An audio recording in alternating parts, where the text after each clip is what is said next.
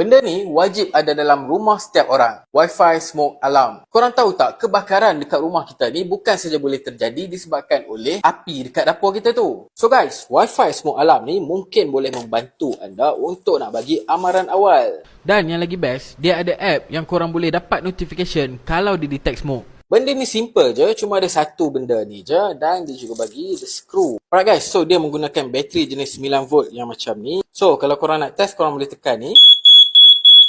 So guys, tapak belakang ni korang boleh install dulu dekat korang punya ceiling. So korang boleh masukkan dia dan pusingkan dia je. Sebenarnya dia takkan detect asap yang sikit-sikit. Asap yang banyak lah, barulah dia akan detect. So kalau sekadar korang smoking dekat dalam rumah, mungkin takkan detect lagi lah. Kecuali kalau asap tu semuanya naik ke atas, pergi dekat dia.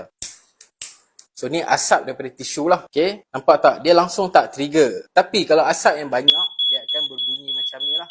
Dia akan berbunyi sentiasa. So banyak kes kebakaran pada waktu malam dapat diselamatkan dengan pemasangan benda ni. Dan kalaupun korang tak ada kat rumah, at least jiran-jiran korang boleh dengar bunyi siren dia.